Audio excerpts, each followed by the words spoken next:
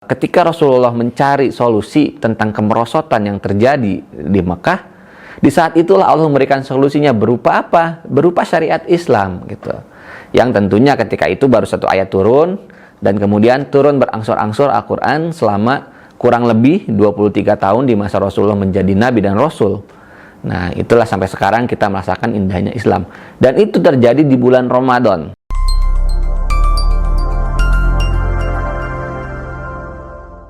Assalamualaikum warahmatullahi wabarakatuh. Salam sejahtera sahabat RPPI dimanapun Anda berada. Di kesempatan kali ini, saya akan menyampaikan kisah, sejarah, peristiwa-peristiwa besar yang terjadi di bulan Ramadan. Banyak sekali peristiwa besar yang terjadi di bulan Ramadan. Nah, yang pertama yang akan kita bahas, peristiwa ini menjadi titik tolak peradaban Islam. Kenapa? Karena di peristiwa ini, Rasulullah SAW pertama kali diangkat menjadi Rasul. Ya, peristiwa apakah itu? Ya, tentu saja peristiwa pertama kali turunnya wahyu, yaitu ketika Rasulullah SAW sedang bertahanut ya, atau berdiam diri di Gua Hiro. Kemudian Allah Subhanahu wa Ta'ala mengutus malaikat Jibril untuk menyampaikan wahyu yang pertama kali. Nah, bagaimana peristiwanya? Ya, baiklah, kita akan simak di video kali ini. Jadi, sahabat RPPI dimanapun Anda berada, ya, Rasulullah SAW sebelum menjadi Nabi sudah merasakan keresahan yang begitu luar biasa. Wah, kayak banget keresahan ya, kayak stand up komedi aja nih, berawal dari keresahan. Enggak ya, Rasulullah tuh beda gitu ya. Keresahannya ini karena, nah ini bedanya. Keresahannya itu karena melihat kondisi masyarakat Arab jahiliyah yang semakin lama semakin kacau, semakin jauh dari peraturan-peraturan yang istilahnya membuat keadilan itu terasa. Akhirnya banyak penyimpangan-penyimpangan yang sebelumnya sudah ada sekarang menjadi semakin besar gitu ya penyimpangannya.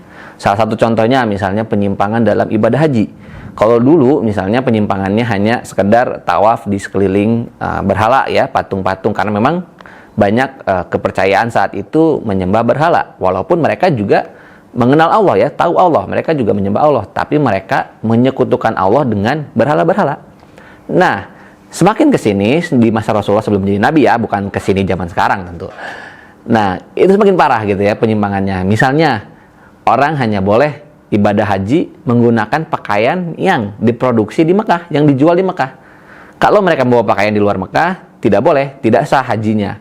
Maka mereka harus membeli pakaian yang di Mekah. Kalau nggak punya uang gimana? Nah, mereka tidak menggunakan pakaian. Akhirnya mereka bertawaf beribadah haji dengan telanjang. Nah, ini kalau teman-teman pernah mendengar gitu ya di masa jahiliyah, ibadah hajinya sambil telanjang ya, karena ada peraturan ini yang dibuat oleh orang-orang Quraisy menjelang Rasulullah menjadi Nabi. Beberapa tahun ya sudah semakin merosot gitu ya.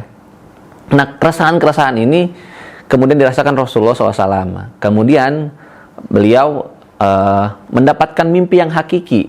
Apa itu mimpi yang hakiki? Nah, salah satu yang suka saya lihat dan salah gitu ya pemahamannya di buku-buku terjemahan sirah, itu disebutkan bahwa mimpi hakiki ini Rasulullah seperti melihat cahaya subuh yang begitu terang gitu ya, karena berdasarkan hadis dari Bunda Aisyah radhiyallahu anha. Sebenarnya bukan cahaya subuh yang dimaksud di situ, itu adalah perumpamaan yang diucapkan oleh Bunda Aisyah, yang sebenarnya adalah bahwa ketika Rasulullah SAW di malam hari tidur dan bermimpi, ya iyalah mimpinya lagi tidur ya. Kalau mimpinya lagi sadar, itu mah halu, bukan mimpi. Nah, ketika tidur bermimpi, di pagi harinya bangun, mimpi yang ada di malam itu menjadi kenyataan. Dan Rasulullah mengingat mimpinya sejelas cahaya di pagi hari. Yang ketika kan kalau cahaya pagi hari itu kan sudah membedakan malam dan pagi ya, jadi terang sekali. Jadi jelas sekali mimpinya dirasakan Rasulullah dan terjadi di dunia nyata.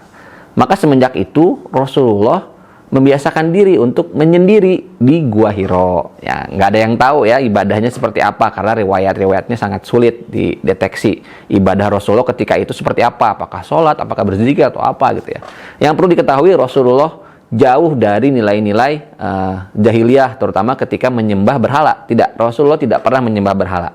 Dan banyak juga sebetulnya orang-orang di Arab ketika itu yang tidak menyembah berhala. Contohnya Bunda Khadijah radhiyallahu anha itu juga termasuk orang yang tidak menyembah berhala.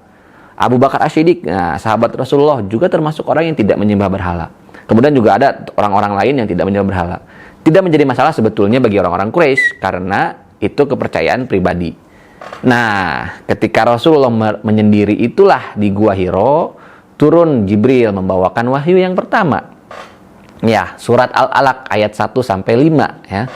A'udzubillahi minasyaitonirrajim. Bismillahirrahmanirrahim. Iqra bismi rabbikal ladzi khalaq. Khalaqal insana min 'alaq. Iqra wa rabbukal akram alladzi 'allama bil qalam. Nah, 'allamal insana ma lam ya'lam. Nah, jadi wahyu ini kemudian dipahami oleh Rasulullah sesuatu yang akan mengubah gitu ya peradaban Mekah ketika itu, bahkan menjadi peradaban dunia gitu ya. Jadi luar biasa gitu ya bahwa ya, ketika itu belum ada syariat puasa Ramadan ya, puasa wajib, karena kan memang ayat yang pertama saja baru turun tentang surat Al-Alaq itu gitu ya. Jadi belum ada puasa Ramadan. Tapi itu terjadi di bulan Ramadan. Kenapa? Karena bulan Ramadan adalah bulan yang disucikan ya oleh Allah Subhanahu wa taala. Bahkan di beberapa riwayat saya menyebutkan bahwa kitab-kitab suci yang Allah turunkan kepada nabi-nabi yang lain itu juga turunnya di bulan Ramadan ya. Kepada Nabi Musa misalnya, Taurat ya, kepada Nabi Isa itu turunnya di bulan Ramadan. Maka di masa Rasulullah juga turun di bulan Ramadan. Nah, masih banyak peristiwa yang lain. Nah, untuk saat ini saya cukupkan sampai satu kisah dulu. Nah, kita akan berjumpa kembali di video berikutnya. Insya Allah. Assalamualaikum warahmatullahi wabarakatuh.